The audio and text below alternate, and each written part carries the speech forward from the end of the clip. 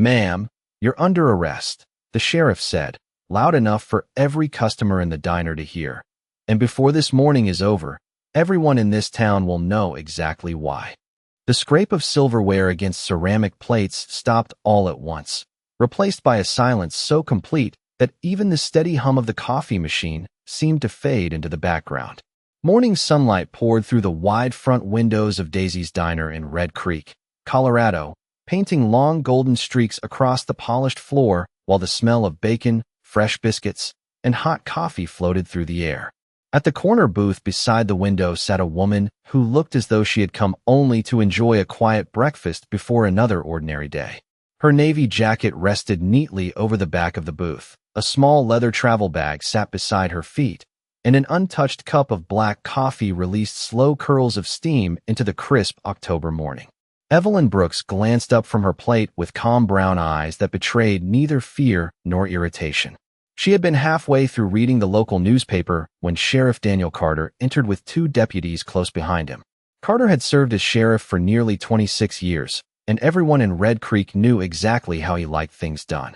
His polished boots echoed across the tile floor as conversations around the restaurant slowly dissolved into uneasy whispers.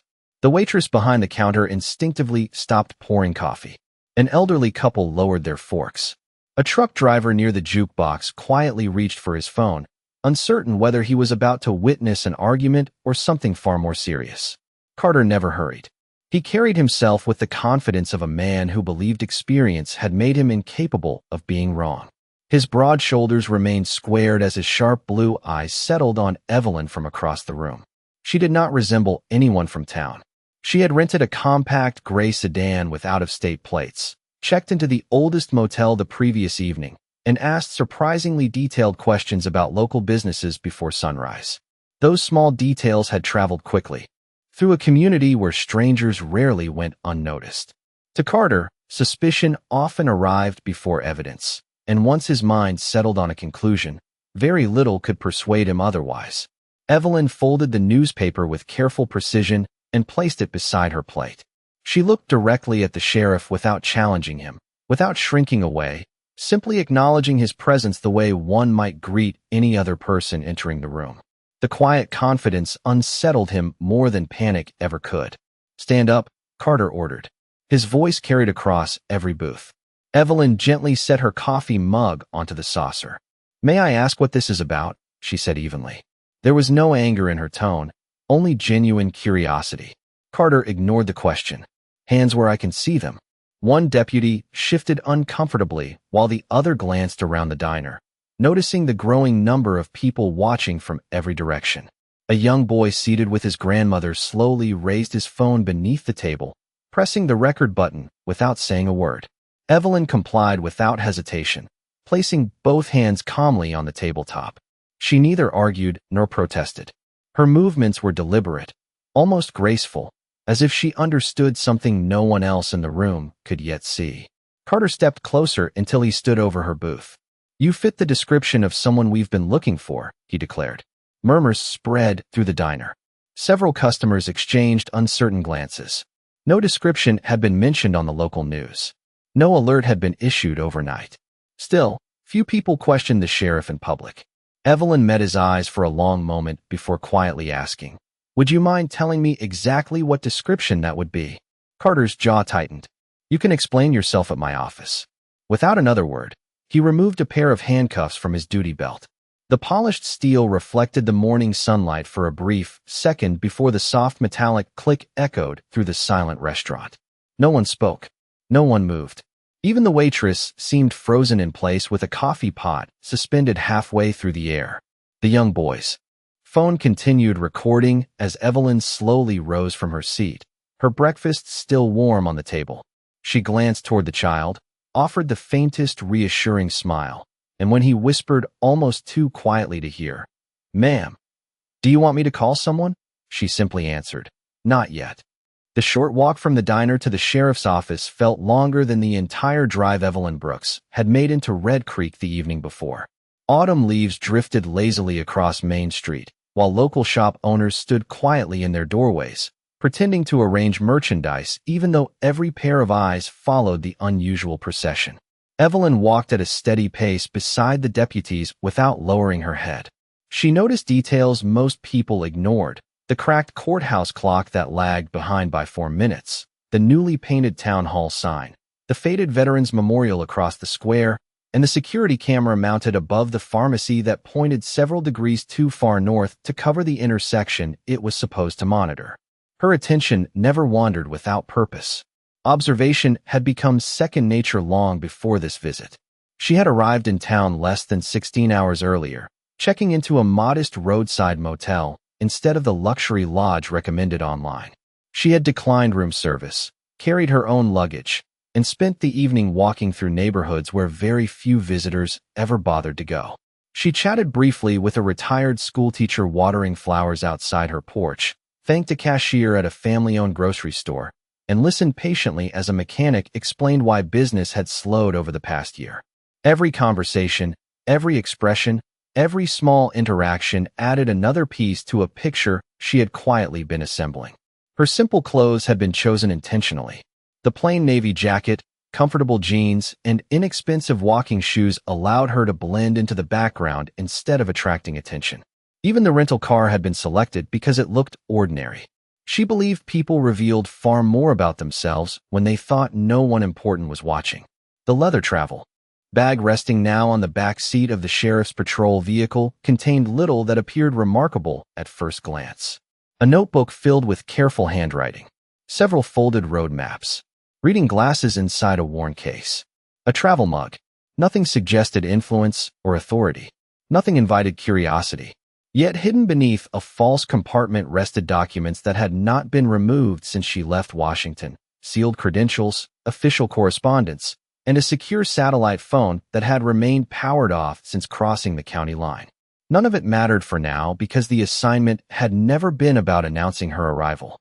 It had been about witnessing reality before anyone had the opportunity to change it. Sheriff Carter opened the office door and motioned for Evelyn to step inside. The building smelled faintly of old paper, polished wood, and fresh coffee. Framed photographs of former sheriffs lined one wall, while a large American flag stood beside the reception desk. A dispatcher glanced up from her computer, her fingers pausing above the keyboard as she watched Evelyn enter. The expression on the woman's face was not hostile, only confused, as though she could not understand why someone who appeared so composed was being escorted inside. Carter removed his hat and placed it firmly on the counter. "Sit right there," he instructed, pointing toward a plain wooden chair beneath a bulletin board covered with community announcements. Evelyn quietly took the seat without complaint. One deputy disappeared into an evidence room, while the other filled out paperwork with obvious uncertainty, repeatedly looking toward the sheriff as though expecting additional instructions. Carter remained convinced he had done the right thing, but certainty often grew louder whenever doubt quietly entered the room. Evelyn rested her folded hands on her lap and looked toward the large front window where morning sunlight spilled across the polished floor. Outside, children laughed as they walked toward the elementary school carrying oversized backpacks. A delivery truck rolled past the courthouse. Somewhere nearby, a church bell chimed the half hour. She drew one slow breath and waited. Time had a way of revealing character more clearly than confrontation ever could, and she had learned years ago that patience often uncovered truths no interrogation could force into the light. Sheriff Daniel Carter closed the office door with deliberate confidence before walking into his private office, leaving it open just enough for everyone inside the station to hear his voice. He wanted his deputies to know he remained in complete control. For more than a quarter of a century, he had worn the silver badge of Red Creek with enormous pride, and in his own mind, he had earned the right to trust his instincts above everything else. During countless town meetings, he had repeated the same phrase whenever people questioned one of his decisions. Experience speaks louder than paperwork. Around Red Creek, many believed it. Others had simply learned it was easier not to argue. Carter returned carrying a thin folder and placed it heavily on the front desk. It contained several handwritten notes from local residents who had reported seeing an unfamiliar woman asking questions around town. One person mentioned she had been studying the courthouse. Another claimed she spent several minutes observing the railroad crossing. Someone else reported that she had spoken with the owner of an old hardware store about recent business closures. None of those actions were illegal, but Carter viewed ordinary curiosity through the lens of suspicion. He looked toward Evelyn with folded arms. "You have been walking around this town since yesterday," he said. "You have been talking to strangers, writing things down, and looking at public buildings. Most visitors do not spend their vacations like that." Evelyn listened without interruption. "I enjoy learning about places before I leave them," she answered calmly. Carter let out a dry laugh that carried little humor. "That sounds rehearsed." The dispatcher lowered her eyes toward her keyboard, pretending to focus on paperwork even though she could hear every word. One deputy quietly flipped through the notebook that had been removed from Evelyn's travel bag. Every page contained neat observations about local history, building conditions, weather patterns, and conversations with residents. There were no hidden codes, no suspicious symbols, only careful notes written by someone who paid attention to details most people ignored. "Did you find anything?" Carter asked. The deputy hesitated. "Nothing illegal, sir." Carter frowned. "Keep looking." Evelyn remained seated with remarkable composure, her posture relaxed despite the growing tension inside the office. Sunlight continued drifting across the wooden floor, slowly reaching the legs of her chair. Dust floated through the warm beams of light, while the wall clock ticked steadily above the reception desk. Every passing second seemed louder than the last. Carter walked closer until he stood directly in front of her. "You never answered my question back at the diner," he said. "What brought you to Red Creek?" Evelyn looked up without raising her voice. "I came because I wanted to see this town for myself." "That is not an answer. It is the truth." Carter studied her expression, searching for hesitation that never appeared. Most people became defensive under pressure. Some grew angry. Others talked too much. Evelyn did neither. Her calmness unsettled him because it left him with nothing to challenge except his own assumptions. Before he could continue, the telephone on the dispatch desk rang. The dispatcher answered politely, listened for several moments, then covered the receiver with one hand. "Sheriff, there is someone asking whether an out-of-town visitor has checked in with local law enforcement." Carter barely looked up. "Tell them no and take a message." The dispatcher nodded and returned to the call, but her expression changed as she listened further. She glanced once toward Evelyn before quietly writing several notes on a yellow message pad. Across the room, another deputy opened the travel notebook again. Folded between two pages rested a receipt from a small gas station nearly 80 miles away. On the back, written in neat blue ink, were only 5 words. "Observe first. Identify patterns. Trust facts." The deputy stared at the sentence for a moment before closing the notebook. Something about those words did not sound like the thoughts of someone hiding from the truth. They sounded like the habits of someone whose entire career depended on finding it. The dispatcher slowly placed the receiver back into its cradle, but her hand lingered there for a moment longer than necessary. She looked toward Sheriff Carter with an uncertainty that had not been there earlier that morning. "Sir," she said carefully. The caller would not leave a name. They only asked whether an unidentified federal visitor had checked in today. Carter barely looked up from the paperwork on his desk. "Federal visitors announce themselves," he replied with quiet confidence. "If they do not, they are not here on official business."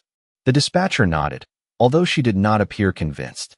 Evelyn remained seated beneath the bulletin board, watching nothing in particular while quietly noticing everything. The station's air conditioning clicked on with a low mechanical hum. A calendar hanging beside the evidence room fluttered slightly beneath the cool airflow. Somewhere in the back hallway, an old copier began printing documents one page at a time. Ordinary sounds often became louder when tension filled a room. Deputy Mark Ellis returned carrying Evelyn's leather travel bag after finishing a second inspection. "Sheriff," he began cautiously, "there is still nothing unusual.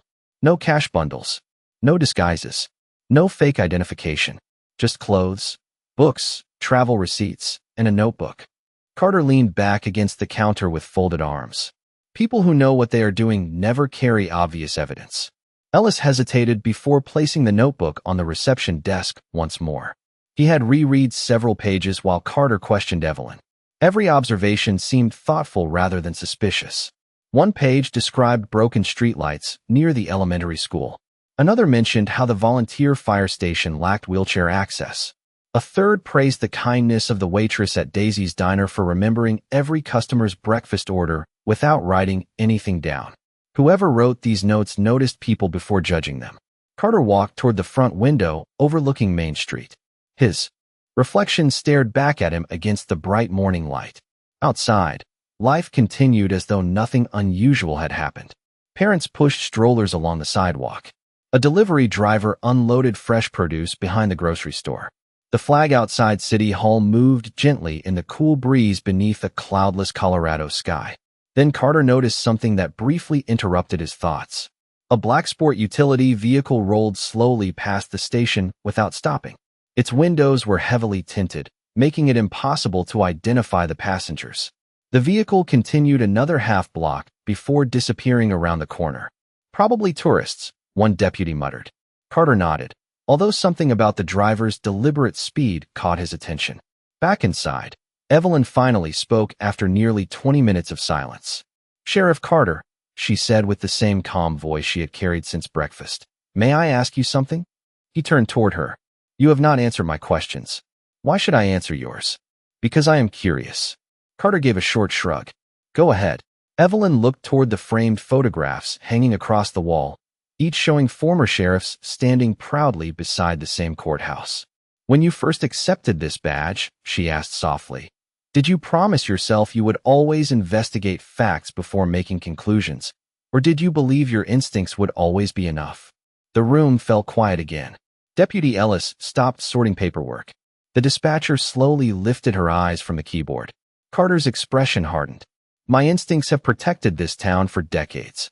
Evelyn nodded once. "Experience is valuable," she replied. "It becomes even stronger when it leaves room for evidence." Carter opened his mouth to respond, but another sound interrupted him. This time it was not the telephone. It was the distant rumble of several engines approaching from the southern highway. The vibration was faint at first, almost impossible to notice beneath the ordinary sounds of town traffic. Then it gradually became more distinct. Ellis instinctively stepped closer to the front window.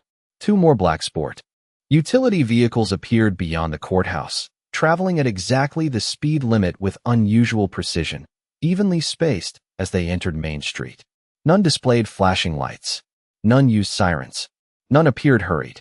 Yet every person inside the sheriff's office unconsciously stopped what they were doing to watch them pass. Carter frowned slightly. "That is strange," he murmured, mostly to himself. Evelyn simply folded her hands together once again, her expression unchanged, as the quiet procession continued moving steadily toward the station. The three black sport utility vehicles continued past the courthouse before turning in perfect sequence toward the sheriff's office parking lot. Their engines settled into silence almost simultaneously, yet no one stepped outside. The stillness that followed felt heavier than flashing lights or shouting ever could. Deputy Mark Ellis glanced at Sheriff Carter. "Do you know them?" he asked quietly. Carter kept his eyes fixed on the window. "No," he answered after a long pause. "But whoever they are, they can wait until I finish here." His voice remained steady, although the certainty that had filled it earlier now carried the faintest trace of hesitation. The dispatcher looked down at the yellow message pad she had filled only minutes before. The caller had repeated one sentence twice before ending the conversation. "Please ask your sheriff not to make any final decisions until our team arrives." She had almost dismissed it as an unusual request, but now the parked vehicles outside made those words impossible to ignore. She slid the note closer to Carter without speaking. He barely glanced at it before pushing it aside. "We are handling local business," he said. "If someone wants my attention, they can identify themselves properly." Evelyn remained exactly where she had been since entering the building. She neither looked toward the parking lot nor showed any curiosity about the arriving vehicles. Instead, she watched the sunlight creeping farther across the wooden floor until it reached the toe of her shoe. Her calmness had become the most unusual thing in the room. Most people would have demanded explanations by now. Others would have protested or pleaded for help. She simply waited with quiet patience, as though she trusted time more than words. Deputy Ellis opened Evelyn's notebook one final time before placing it back inside the travel bag. As he did, a small folded card slipped from between two pages and landed gently on the desk. "Looks like a bookmark," he murmured. He unfolded it carefully. On one side appeared a simple quotation printed in dark blue letters. "Character is revealed when no one believes they are being observed." There was nothing else except a small embossed seal with no organization listed beneath it. Ellis stared at the card for several seconds before handing it to Carter. "Still think she is hiding something?" he asked cautiously. Carter examined the card, then placed it face down on the desk. "Everyone hides something," he replied. "Some people are simply better at it." Before anyone could answer, another telephone began ringing, this time inside Carter's private office. It rang once, then again, then a third time without stopping. Carter stepped inside and closed the door behind him. Through the glass window, the others could see him answering the call with the same confidence he had shown all morning. That confidence faded almost immediately. His shoulders stiffened. He stopped speaking. After several silent moments, he reached for a notepad and wrote down a name, then looked through the office window toward Evelyn with an expression no one had seen before. It was not fear. It was uncertainty. When he returned to the reception area, he slipped the note into his pocket before anyone could read it. "Who was it?" the dispatcher asked. "Wrong number," Carter answered too quickly. Ellis knew it was not the truth. Outside, the doors of the 3 parked vehicles finally opened in quiet succession. Men and women dressed in dark business suits stepped onto the pavement with measured confidence. None hurried toward the entrance. None appeared alarmed. They simply looked around the square as though confirming every detail matched expectations. One of them checked the time on a wristwatch before nodding almost imperceptibly to the others. Through the front window, Evelyn watched their reflections in the glass rather than the people themselves. A faint smile almost reached the corner of her lips before disappearing again. She folded her hands together and drew one slow breath. The waiting was nearly over, and although no one else inside the station realized it yet, the next few minutes would reveal far more about every person in the building than everything that had happened since breakfast. The station grew so quiet that the ticking wall clock sounded almost ceremonial. Outside, the visitors remained beside their vehicles instead of rushing toward the entrance, their patience creating an atmosphere that unsettled everyone inside far more than urgency ever could. Morning sunlight stretched across the reception area, warming the polished wood floor while the aroma of fresh coffee drifted from the break room. Through the front windows, Red Creek continued its ordinary routine. Children laughed as they crossed the street toward school.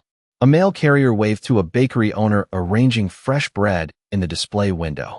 Life moved forward without realizing that one small office was about to become the center of a story the town would remember for years. Sheriff Daniel Carter stood motionless near his desk, unconsciously tapping one finger against the edge of the counter. It was a habit his deputies recognized. He only did it when something refused to fit the picture he had already formed in his mind. Deputy Mark Ellis noticed it too, but remained silent. The dispatcher quietly organized paperwork that no longer needed organizing, stealing occasional glances through the front glass at the neatly dressed strangers waiting outside. None of them checked their phones. None of them appeared impatient. They simply stood together with the calm discipline of people who understood exactly why they were there. Evelyn Brooks lifted her eyes toward the ceiling for a brief moment, listening to the gentle hum of the ventilation system. She had spent decades learning that silence often carried more information than conversation. People revealed themselves in the spaces between words, in the choices they made when they believed no one. Important was paying attention. She remembered something her father had told her when she was a little girl sitting beside him on the front porch after church. "Real character," he had said with a warm smile, "shows up when power meets kindness. Anyone can be polite to someone important. The real test is how you treat the person you think cannot change your future."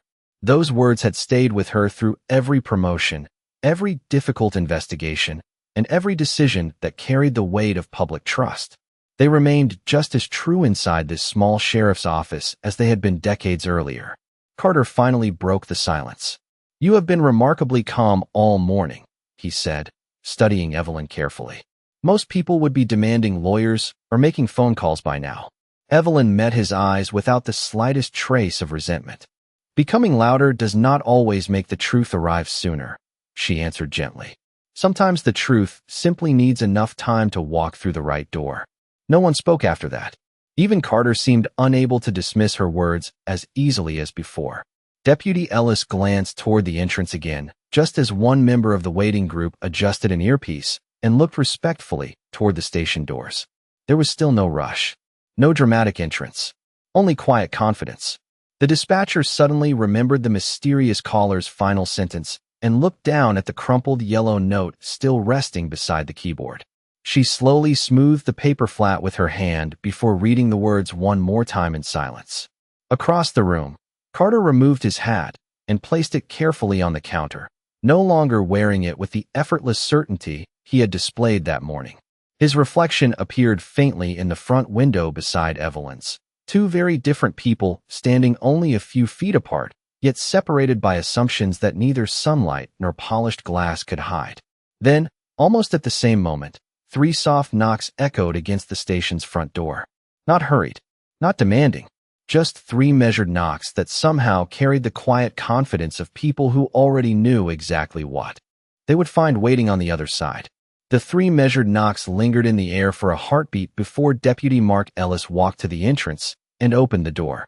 The crisp October breeze carried in the scent of pine and fresh mountain air as 4 men and 1 woman stepped inside, wearing dark business suits, each displaying the quiet professionalism of people who had no interest in making a dramatic entrance. Their polished shoes barely echoed against the wooden floor. The woman at the front offered a courteous smile to the dispatcher before calmly asking, "Good morning. We are looking for Director Evelyn Brooks." Every sound inside the station disappeared. Sheriff Daniel Carter frowned. "There is no director here," he answered firmly. "You are interrupting an active investigation." The visitor nodded respectfully. "Then perhaps there has been a misunderstanding." She reached inside her jacket and presented an official credential case. "Special Agent Rebecca Collins. We are here to meet Director Brooks as scheduled."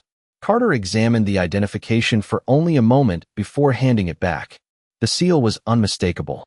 His eyes shifted slowly toward Evelyn, who remained seated exactly where she had been all morning. Collins followed his gaze and immediately smiled with genuine warmth. Without hesitation, she walked across the room and stopped a respectful distance from Evelyn. Then, in one smooth motion, every member of the visiting team stood a little straighter. "Good morning, Director Brooks," Collins said. "We apologize for the delay. Traffic through the canyon was slower than expected." The words settled over the room with astonishing weight. Deputy Ellis stared at Evelyn in complete disbelief. The dispatcher covered her mouth with one trembling hand. Carter remained perfectly still, as though his mind refused to accept what his eyes had already confirmed. Evelyn slowly rose to her feet with the same calm dignity she had carried since breakfast. She offered Collins a small smile. "Thank you for coming," she replied. "It appears this morning has already become quite informative." Collins noticed the restraint still resting around Evelyn's wrists, and her expression softened immediately. She turned toward Carter without anger or accusation. "Sheriff," she said evenly, "would you please remove those? Director Brooks has been conducting an unannounced field assessment authorized at the highest level." The silence that followed seemed endless. Carter looked from Collins to Evelyn and back again. His confidence, which had guided every decision since sunrise, dissolved beneath the simple truth standing before him. With noticeably slower movements than before, he reached for the key attached to his duty belt. His hands were steady, but the certainty behind them was gone. He unlocked the restraints and stepped back without speaking. Evelyn gently rubbed one wrist for only a moment before lowering her hands again. There was no anger on her face, no satisfaction, no desire to embarrass anyone. She simply looked at Carter with quiet composure. Collins accepted a sealed envelope from another agent and handed it to Evelyn. She opened it, briefly reviewed the first page, then closed it again. "The schedule remains unchanged," she said. Collins nodded. "Yes, Director. Every county assessment will continue exactly as planned." Carter finally found his voice. "Assessment?" he asked quietly. Evelyn turned toward him. "For the past several weeks," she explained, "our office has been visiting communities across the country without advance notice, observing how authority is exercised during ordinary encounters. Policies are important, Sheriff Carter, but character is revealed in everyday moments when no one believes they are being evaluated." No one in the station moved. The morning sunlight still filled the room exactly as it had an hour earlier, yet everything felt different now. The ordinary visitor they believed they understood had become the person responsible for examining the very standards they had assumed only applied to everyone else. No one spoke for several long seconds. The silence inside the sheriff's office no longer felt uncertain. It felt honest. Sheriff Daniel Carter looked at the polished wooden floor before slowly lifting his eyes toward Evelyn Brooks. For the first time that morning, he was not looking at her through assumptions or authority. He was simply looking at another human being. His shoulders seemed heavier than they had only minutes earlier, and the confidence that had once filled every word had been replaced by quiet reflection. "Director Brooks," he began carefully, "I owe you an apology." His voice was steady but noticeably softer. "I made decisions before I gathered facts. I believed my experience justified my conclusions, and I did not give you the respect every person deserves. There is no excuse for that." The dispatcher lowered her eyes while Deputy Mark Ellis remained perfectly still, allowing the moment to unfold without interruption. Evelyn listened without changing her expression. She had heard many apologies throughout her career. Some were offered to protect reputations. Others were spoken because someone feared consequences. What mattered most was whether the person speaking had truly learned something that would remain long after the moment passed. Carter removed his sheriff's hat and held it in both hands. "This badge has always represented responsibility to me," he continued. "Today I realized responsibility begins long before any investigation. It begins with how we choose to see people." Evelyn took one slow step forward. The morning light reflected gently across the silver badge on Carter's uniform before reaching the polished floor between them. "Sheriff," she said quietly, "every community depends on trust. Trust is not built when everything goes well. It is built during ordinary moments, when no one is watching and every decision is a choice rather than a performance." Carter nodded without attempting to defend himself. "You are right." Evelyn glanced around the room at the dispatcher, Deputy Ellis, and the visiting federal team. "This assessment was never designed to identify perfect departments," she explained. "Perfect organizations do not exist. It was created to discover whether leaders are willing to recognize mistakes, learn from them, and improve. Accountability is not the end of public service. It is how public service grows stronger." Deputy Ellis quietly exhaled, as though a weight he had carried all morning had finally lifted. The dispatcher looked toward Evelyn with genuine admiration, surprised that someone who had every reason to respond with anger instead chose measured kindness. Special Agent Rebecca Collins smiled almost imperceptibly. She had witnessed similar moments in other communities, but each one reminded her that humility often required more courage than authority. Carter carefully placed his hat back onto the counter instead of returning it to his head. "I cannot change what happened this morning," he admitted, "but I can decide what happens tomorrow." Evelyn gave a small approving nod. "That decision belongs to you," she replied. "Real leadership is not measured by never making mistakes. It is measured by what you become after recognizing one." Through the front windows, the town continued its peaceful routine beneath the bright Colorado sky. The bakery owner greeted customers with a smile. Children crossed the intersection with their teachers. The church bell marked another passing half hour.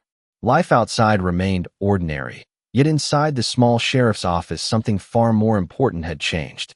Authority had stepped aside long enough for humility to enter, and in that quiet exchange every person in the room had witnessed a lesson that no handbook, no academy, and no badge alone could ever teach. The afternoon sun settled gently over Red Creek as Evelyn Brooks stepped out of the sheriff's office beside Special Agent Rebecca Collins. The cool mountain air carried the scent of pine and freshly cut grass, while a light breeze stirred the American flag above the courthouse. Nothing about the town looked different than it had only a few hours earlier. Cars still rolled slowly along Main Street. The bell above the bakery door rang each time another customer entered. Neighbors paused to greet one another on the sidewalk. Yet for the people who had stood inside that small office, the morning had quietly redrawn the meaning of responsibility. Sheriff Daniel Carter remained near the entrance, watching as Evelyn paused before reaching the waiting vehicles. "Director Brooks," he called respectfully. She turned with the same calm expression she had carried since the beginning of the day. Carter walked toward her, stopping several feet away. "I spent years believing that protecting this town meant trusting my instincts above everything else," he said honestly. Today reminded me that fairness begins before instinct. It begins with humility. Evelyn offered a warm smile, not because his words erased what had happened, but because they reflected something genuine. Humility is not a weakness, she replied. It is what allows good people to become better leaders. Carter nodded slowly. I intend to remember that every morning I put on this badge. She extended her hand, and after a brief moment of surprise, Carter shook it with quiet gratitude. There was no applause, no dramatic celebration, only a simple gesture between two people who understood that respect carried more weight than pride. Nearby, Deputy Mark Ellis held the station door open for the dispatcher as she stepped outside to watch the federal team prepare to leave. She smiled at Evelyn before saying, "Thank you for reminding us that every person deserves to be heard." Evelyn answered with a gentle nod. The strongest communities are built one respectful conversation at a time. As the agents entered their vehicles, the young boy from the diner appeared across the street with his grandmother. He recognized Evelyn immediately and offered a shy wave. She smiled back and lifted her hand in return. The boy grinned, unaware that his simple act of kindness had been one of the few moments that morning untouched by judgment. His grandmother squeezed his shoulder proudly before they continued toward the town library. Carter watched them disappear around the corner, reflecting on how differently the day might have unfolded if he had chosen curiosity before assumption. He turned back toward the office and noticed his reflection in the front window. The badge on his chest looked exactly the same, but somehow it felt different. It no longer represented certainty. It represented responsibility. Evelyn entered the waiting sport utility vehicle, but before the door closed, she looked once more toward the quiet streets of Red Creek. Every assignment eventually ended, yet the purpose behind each one remained constant. Laws could establish standards. Policies could define procedures. Only character determined whether those standards were lived with fairness and compassion. The vehicles pulled away without sirens, disappearing beyond the courthouse and into the winding Colorado highway. Their engines gradually faded until only the ordinary sounds of the town remained. Carter stood silently beneath the afternoon light for another long moment before returning inside. On the reception desk rested a folded yellow message pad, a leather notebook, and the empty space where assumptions had once guided every decision. Sunlight streamed through the front windows, filling the room with a quiet warmth that no words could fully explain. Justice had arrived without raising its voice, and in the peaceful silence that followed, everyone who had witnessed the day understood that the greatest measure of authority was never the power to judge another person. It was the wisdom to recognize their humanity first.